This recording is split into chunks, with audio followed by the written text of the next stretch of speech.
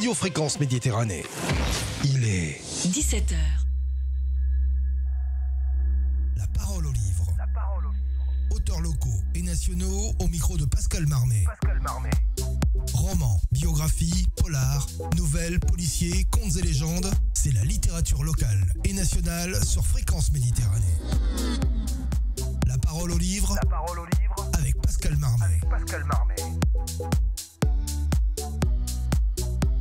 Retrouve-nous en direct vidéo sur notre page Facebook Radio Fréquence Méditerranée.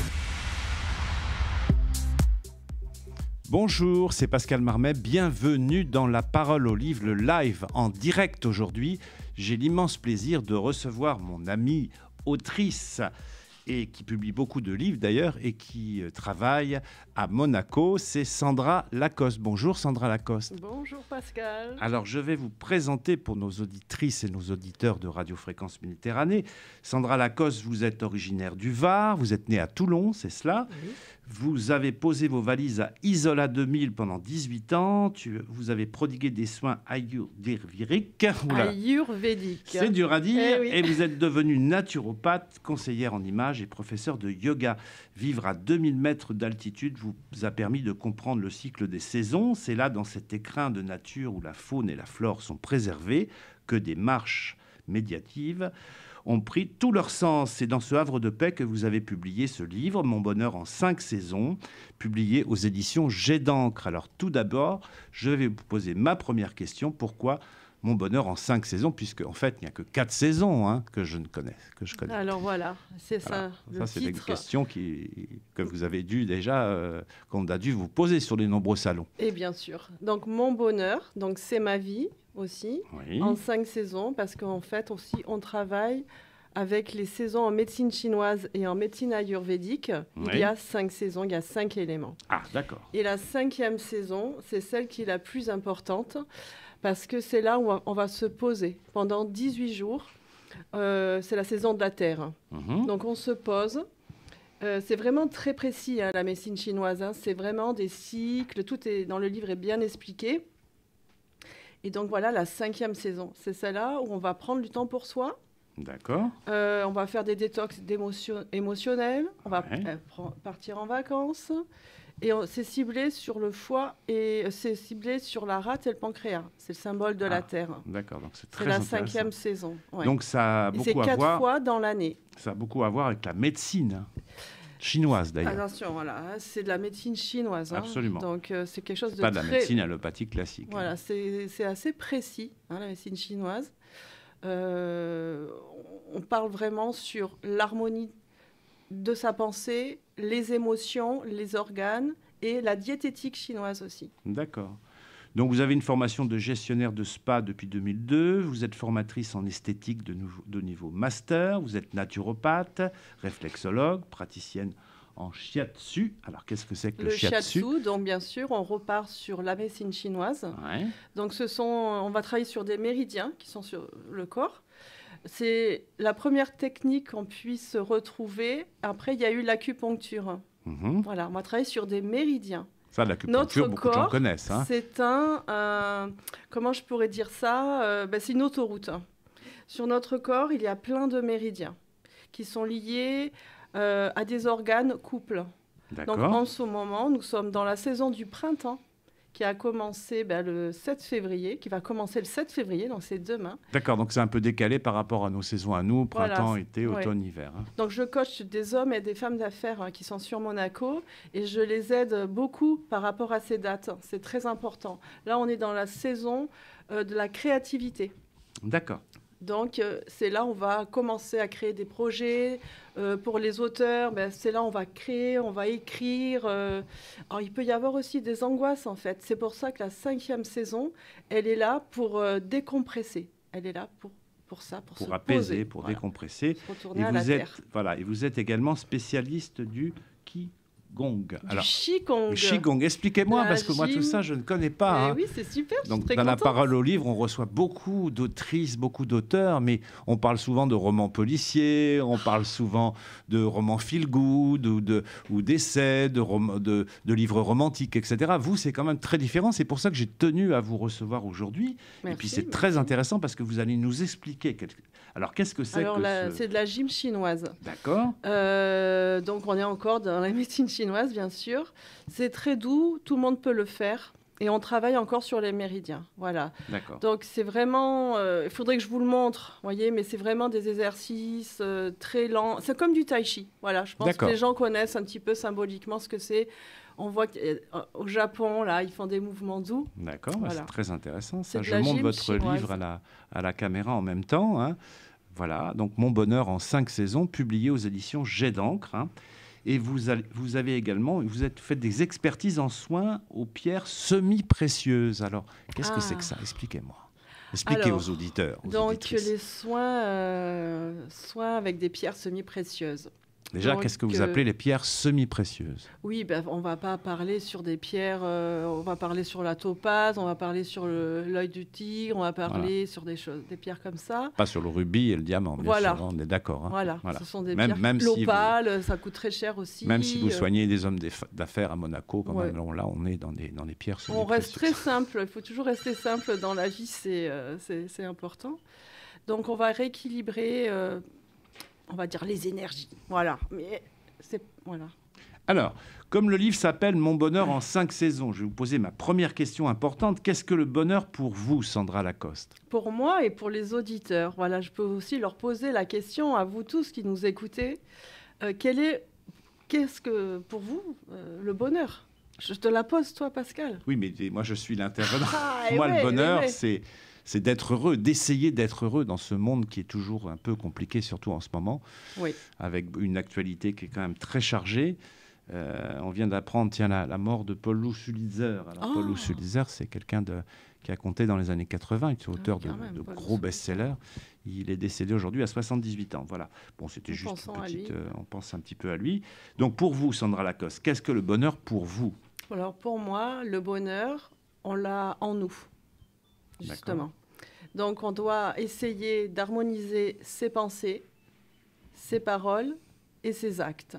C'est-à-dire qu'on soit vraiment en harmonie avec soi-même. On pense à quelque chose et on va peut-être pas forcément dire ce qu'on pense et on va pas faire vraiment ce qu'on pense. Et du coup, dans cette attitude-là interne, on n'est pas vraiment dans son bonheur, dans son harmonie profonde. Oui, parce qu'on est gêné parfois par notre éducation, les choses comme ça. Il y a des choses qu'on n'ose pas dire aussi. Voilà. Mais à force, on peut être anxieux, on peut être énervé, on peut être agacé, on peut prendre du poids, on peut avoir... Je ne sais pas, voyez, on n'est pas bien puisqu'on essaie toujours de faire bonne mine. Et en fin de compte, pourquoi pas juste être honnête aussi avec ce qu'on pense nous et ce qu'on dit, ce qu'on fait.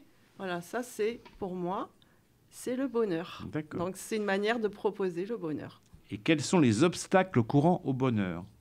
Eh bien, justement, ce sont nos blocages. Alors, je vais regarder... Là, vous ne voyez pas le livre. Oui, c'est en lien avec le chapitre 2, hein, on est d'accord. Hein.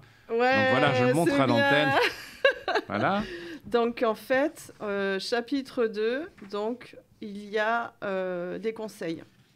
Donc, l'harmonie des énergies, la circulation de l'énergie qui circule en nous, elle est bloquée encore par des pensées, par des actes et des paroles. C'est toujours la même chose, en fait. C'est très, très, très simple.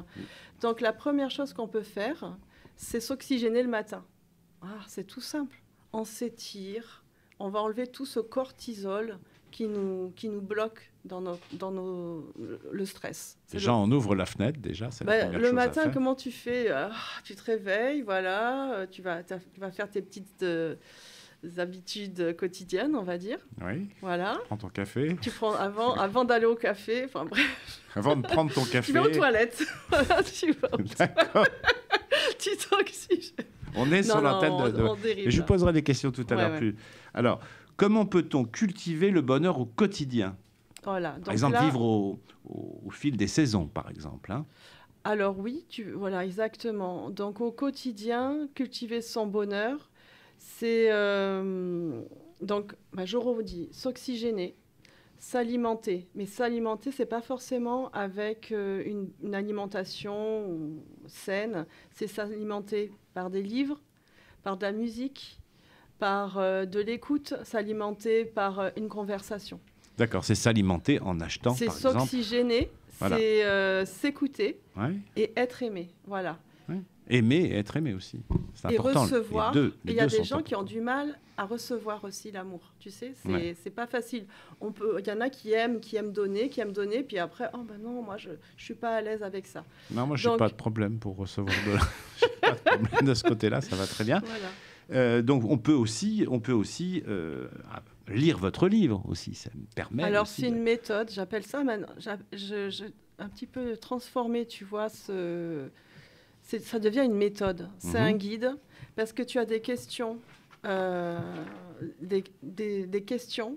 Donc, simple auquel vous répondez dans le livre. voilà. Hein, c'est ça Par exemple, tu as une pensée dans ta tête, tu es tout le temps en train d'y penser. Ben, écoute, c'est pas normal, c'est ton corps qui est en train de te dire quelque chose. Donc pose-toi 5 secondes, essaye d'écouter qui tu es et tu vas cocher quelques questions. Ces questions sont en lien vraiment avec la médecine chinoise et ça va te faire comprendre en fait. Alors il y a des petits cours de médecine chinoise dans ce livre. Mhm. Vraiment, j'ai mis 5 ans pour écrire ce livre. Et mon bonheur, c'est ma vie. Ça veut dire que, en fait, j'ai été femme d'affaires, j'ai eu des commerces, j'ai formé des employés, j'ai créé des spas, d'accord. Et j'ai fait même un burn-out, d'accord. Ah, vous aussi, comme notre amie Nathalie Subed la semaine dernière avec son livre Le Zèbre Oui, de cristal, voilà. que vous avez dû voir sur l'antenne de Tout Radio à fait. Fréquence Méditerranée. Exactement, c'était Voilà. super, Voilà. cette émission. Et donc, lorsqu'il y a eu le Covid, voilà, je me suis posée, j'ai vendu mon dernier commerce, qui est à Yazula 2000, et je me suis dit, bah, maintenant, il faut que tout mon parcours, moi je suis très heureuse dans ma vie, mon bonheur, il est au quotidien, j'ai envie de le partager. D'accord. Voilà, D'accord. donc c'est pour ça que j'ai écrit D'accord. Bah, cette oui. méthode, en fait. On peut rappeler, en tant qu'auteur, vous avez entrepris un voyage de découverte personnelle animé par le désir d'écrire des livres qui vous permettraient de voyager, d'exprimer vos pensées et de vous évader. Hein. Par la suite, vous avez commencé à rédiger un guide de développement personnel visant à partager des conseils précieux pour aider autrui à mieux se comprendre et à réaliser ses aspirations. Donc c'est avec une immense joie que vous nous présentez aujourd'hui cette méthode, en espérant qu'elle sera bénéfique tout au long de votre vie. Donc ça, c'est bien sûr Mon bonheur en 4 saisons, publié 5 saisons. Bah oui, j'ai toujours, Non, mais c'est pour voir si je suis, un c'est petit ça. peu. Voilà, c'est pour voir si vous suivez. C'est la 5e saison, on en a parlé tout à l'heure. La Mon saison bonheur de la en 5 Terre, saisons, où la on se saison de la pose et on Terre. se recharge. Et c'est Voilà. publié aux éditions Jet d'encre et on Oui. peut vous trouver en librairie aussi. On peut vous Oui, trouver tout sur les à sites fait. internet. Et est-ce que vous avez un site internet, Sandra? Alors oui, donc c'est tout simple, c'est monbonheuren5saisons.com. Eh ben voilà, il faut le citer. Voilà. Si jamais on a Page besoin. Facebook aussi, pareil. Instagram, c'est pareil. Mon Allez. bonheur en 5 saisons. Voilà. Donc si vous voulez acheter ce livre, en général, on le trouve aussi sur les sites de Et les prévente. salons, et les salons. Et de- les salons du livre, puisque moi, je Eh vous ai oui. rencontré au Salon du Livre de La Ciotat Eh oui. l'année dernière, au mois de novembre. C'est là, et je vous ai vu intervenir dans des cafés littéraires où vous parliez justement Exactement. de ce livre et de votre méthode Oui. pour aider les gens justement à être plus heureux. En fait, c'est un petit peu un guide du bonheur, alors, votre livre. Oui, c'est un guide du bonheur, c'est mieux se comprendre, c'est rester en bonne santé. Il y a des questions, comment méditer, qu'est-ce que c'est la méditation. Il y a des questionnaires sur la diététique, par Ouais. les saisons. Voilà, c'est Ouais. vraiment rester en bonne santé pendant longtemps. On a des prises de décision, il faut toujours avoir un esprit clair et précis dans la vie. C'est très important pour faire le bon choix. Absolument. Voilà, donc ce guide, il est là aussi pour ça. Et vous vouliez être journaliste quand vous Ouais, étiez c'était mon rêve. adolescente. J'étais dyslexique. Donc, eh bien, on m'a dit non, tu feras commerce. Donc, j'ai suivi.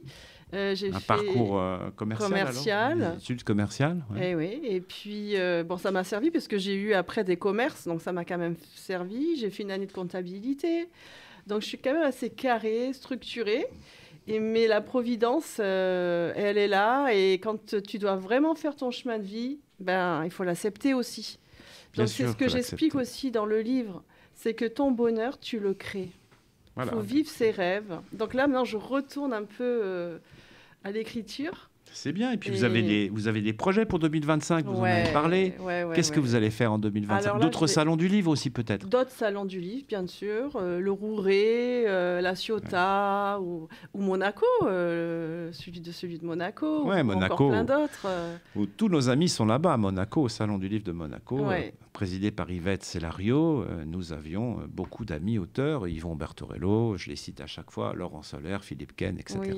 Et les rencontres francophones où nous avons reçu il y a quelques temps, il y a une quinzaine de jours, Sandrine Mérez, Cucurutz, j'arrive à dire son nom, c'est difficile, qui nous a parlé en fait de ses voyages aussi. Vous allez voyager un petit peu avec Sandrine, là ? Non, à Miami, à New York ? De faire partie de cette belle équipe de francophones.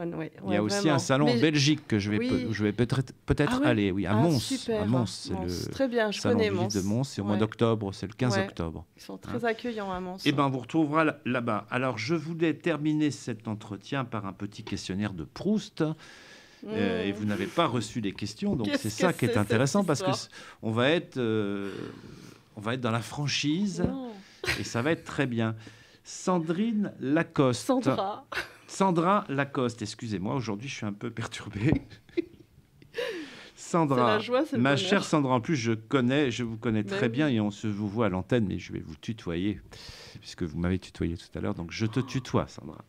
Sandra, quel est ton mot préféré ? Oui, c'est moi. Bonheur. Eh ben voilà. Et le mot que tu détestes ? Le mot que je détesterais, c'est pas facile. Trahison. Trahison, bah voilà, très bien. Ta drogue favorite ? Tu peux tout dire sur l'antenne. Ma drogue favorite, c'est le matcha. Matcha latte.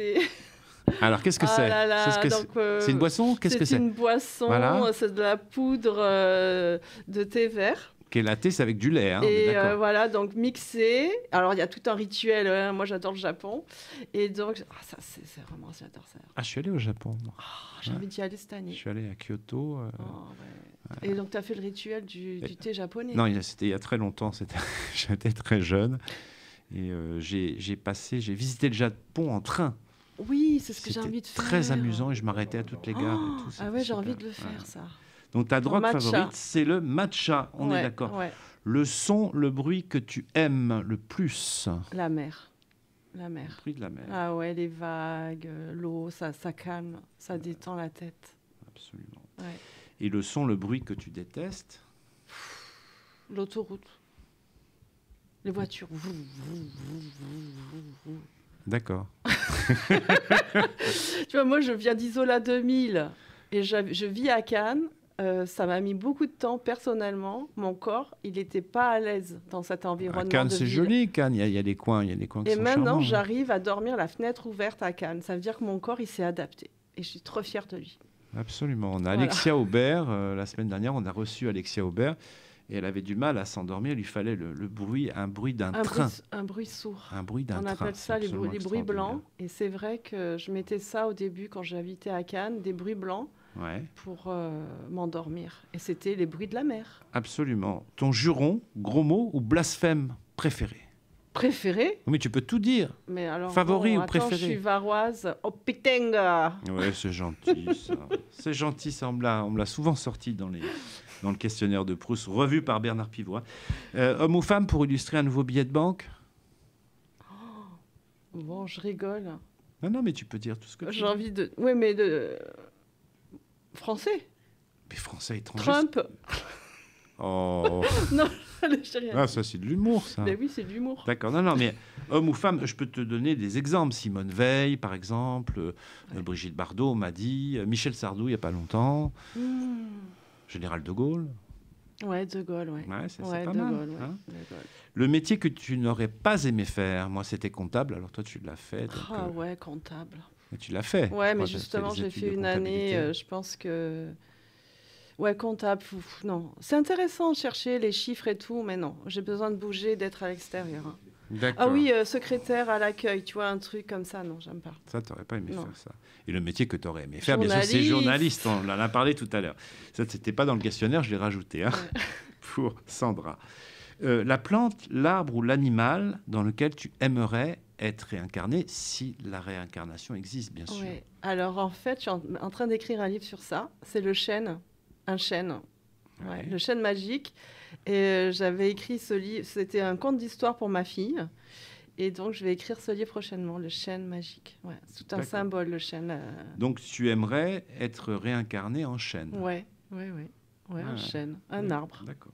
Ok, très Pourquoi bien. pas, hein. Pourquoi pas, mais bien sûr. Parce que c'est tellement, il y a une longévité, tu vois. Ouais, mais tu m'as fait penser au chêne et le roseau. Le chêne rond, mais le roseau rond, mais ne plie pas, tu vois. Ce serait plus le roseau, à la limite. Mais pourquoi pas le chêne? Allons-y. Et dernière question, si Dieu existe, qu'aimerais-tu, après ta mort, l'entendre te dire? Oh, Dieu. Si Dieu existe, bien sûr. Hein. Tu t'en es bien sorti. D'accord. Mon Dieu te tutoierait. Oui, bien sûr. Pourquoi pas? D'accord, merci Sandra. Tu restes avec nous parce qu'on va avoir en ligne mon ami Eric Oliva. Et là, on va parler d'un polar, donc ça va être plus sombre. J'essaye de donner la parole à plusieurs invités dans la parole au livre, mais tu peux intervenir. Et je vois une jeune fille qui peut intervenir aussi et poser des questions à Eric Oliva. Hein, donc on va appeler Eric Oliva. La parole au livre avec Pascal Marmet. Tu restes. Oui, nous avons en ligne Eric Oliva pour son dernier livre, De l'or dans les veines, publié aux éditions des Livres et du Rêve, la même édition que moi. Donc bonjour Eric. Nous avons en ligne Eric Oliva. Alors je vais peut-être le présenter, hein, avant de lui téléphoner. Donc Eric Oliva, il est né à Casablanca. Il est avec nous. Bonjour Eric. Bonjour Eric, c'est Pascal Marmet de La Parole au Livre. Bonjour Pascal, bonjour Sandra. Ah voilà, est-ce que tu nous entends bien? Parce qu'on a eu des petits problèmes de son tout à l'heure.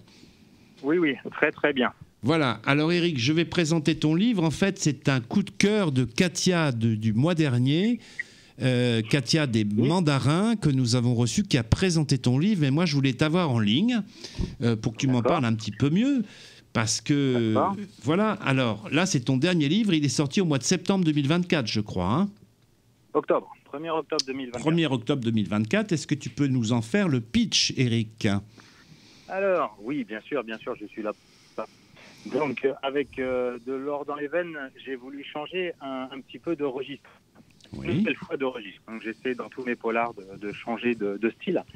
Et donc, après passer par le polar, le thriller sanglant, le roman noir, les histoires vraies, j'avais envie d'amener mes lecteurs dans quelque chose d'encore plus sombre. Donc, une sorte d'exploration bas-fond de l'âme humaine, et avec néanmoins une intrigue et des rebondissements. Donc, pour celui-ci, on va dire que c'est une lecture qui va déranger. Parce que quelque part, on se demande, en la lisant, si ce genre d'histoire ne pourrait pas être réel. Oui, c'est toute la frontière entre la réalité et la fiction, absolument. Voilà, c'est ça. Une chose que mes lecteurs m'avaient demandé, et donc que j'ai pu faire avec ce roman, j'ai de nouveau fait appel à l'équipe du commandant Nathalie Klein de la PJ niçoise. Oui. Donc pour ceux qui avaient lu Hotspot, ils retrouveront Marco, Laurent et Gaël, qu'ils avaient déjà pu suivre dans ce précédent thriller. D'accord. Et là, on va suivre Delphine, qui est donc vidée de son sang. Hein, et tu vas décrire, exactement. Des scènes très très fortes en fait, mais précisément judicieusement, absolument. Il va y avoir un premier meurtre, puis un deuxième meurtre, hein, et les corps vont être mis aux enchères sur le dark web. C'est ça. Donc concernant l'histoire, elle débute justement par la découverte d'une jeune fille, donc Delphine, qui est assassinée à Levins, et qui, en plus d'avoir été tuée, a été retrouvée entièrement vidée de son sang. Donc c'est un travail chirurgical qui intéresse forcément les enquêteurs, hein, on peut l'imaginer, absolument, de la brigade criminelle, et qui vont peu à peu confronter à une série de meurtres similaires. Donc toutes ces jeunes filles sont retrouvées pas rien du tout, mais néanmoins vidées de leur sang. Et en parallèle, donc cette série meurtrière, le lecteur va suivre un homme qui, par le biais du dark web, c'est-à-dire va mettre des cadavres en vente aux enchères. Ouais, ça me rappelle, tu sais que je suis allé au Coquelicot Noir il n'y a pas tellement longtemps et j'ai rencontré Didier Fosset qui a écrit Ereb chez M+. Et lui, son livre, c'est un petit peu ça, c'est des danseuses de cabaret qui sont assassinées. On va retrouver des morceaux de corps sur le dark web à vendre. C'est absolument terrible, ça. Ouais, c'était... Mais sans vouloir dire que j'ai écrit une histoire, que c'est pas du tout le cas, ça reste une fiction. Néanmoins, on trouve de tout à vendre sur le dark web et je sais qu'on retrouve également des cadavres, tout comme des gens qui vendent des cadavres pour avoir des organes, etc., etc. Donc, j'ai pas voulu faire ce genre d'histoire. Hein. On reste quand même dans la fiction. Il y a une raison pour la vente de cadavres, il y a une raison pour le sang. Pour les jeunes femmes vidées de leur sang. Néanmoins, il faudra lire le roman juste à la fin pour comprendre qui fait quoi. Bien sûr, absolument, il faut lire. Je vous invite à acheter ce livre le plus vite possible. D'ailleurs, je crois qu'il est en vente au Mandarin aussi, à Roquebrune-Cap-Martin. Hein, c'est un thriller sombre et immersif qui ne laisse aucun répit et qui tient en haleine jusqu'à la dernière page.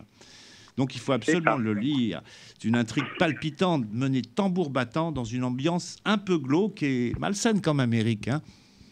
Oui, c'était un petit peu le but du roman. Hein. Après m'être essayé à plusieurs styles, je voulais vraiment écrire quelque chose de noir.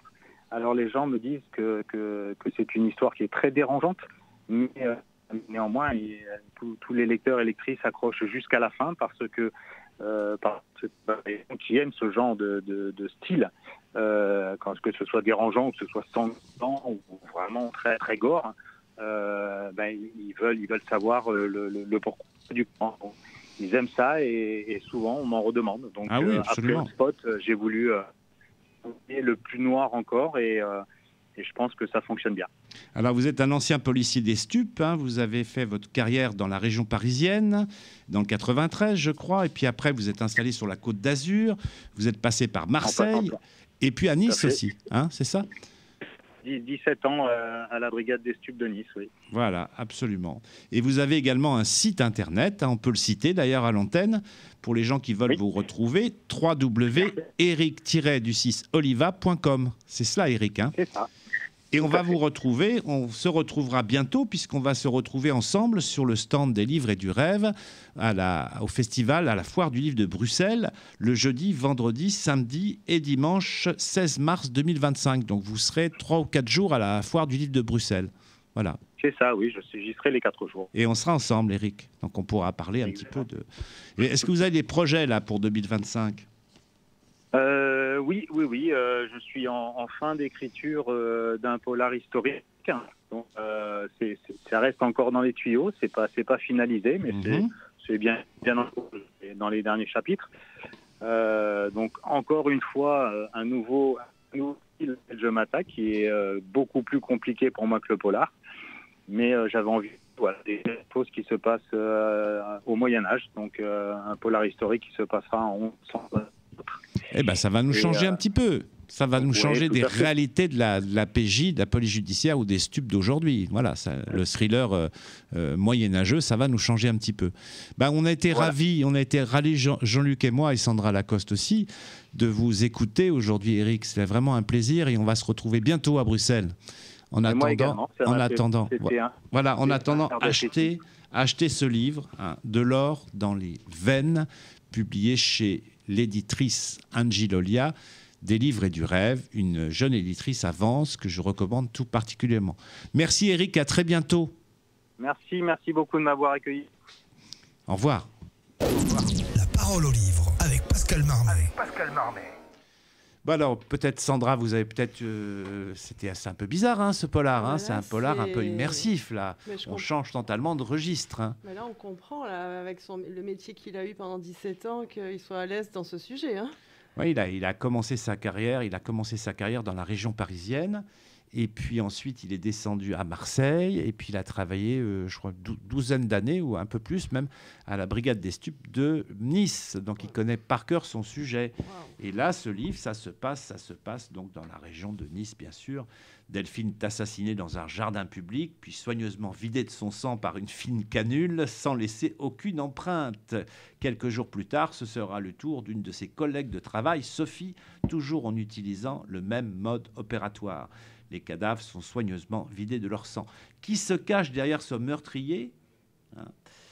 Voilà, écoutez, qui se cache derrière ce meurtrier ? Il faut absolument lire ce livre, donc, De l'or dans les veines, publié aux éditions Angie Lolia. Je voulais parler aussi d'un autre livre, mais je n'ai pas tellement le temps, mais enfin, on va le prendre avec Jean-Luc. La loi, juste la loi, pas la morale, publié chez Hugo Doc par Randall Schwerdorfer et Frank Sprengler. Et également mon ami Jean-Marc Soubira, qui vient de publier en poche La Porte du Vent, publié dans une grosse maison d'édition, Fleuve Édition, en version pocket. Et vous pouvez retrouver ma chronique d'il y a 15 jours de Joseph Massescaron avec La Reine Jaune, publiée aux Presses de la Cité dans la collection Terre Sombre. Voilà, l'émission est terminée. Peut-être que vous avez une question, Sandra, ou une dernière question avant de clôturer l'émission ? Mais écoute, est-ce que tu as des projets, Sandra ? Tiens, oui, projet pour 2025, je me lance dans des contes d'histoire pour enfants. Voilà, et tu vas publier ça où ? Aux éditions Jet d'encre ? Non, tu ne sais pas encore. Tu me conseilleras ? Oui, je te conseillerai, on se reverra. Voilà. Je te conseillerai. Mais c'est vraiment, ça va être sympa. Des je l'espère. Merci à tous. En attendant, je vous souhaite une bonne semaine et à la semaine prochaine dans La Parole au Livre. Merci beaucoup. Merci à vous. La Parole au Livre avec Pascal Marmet. L'artiste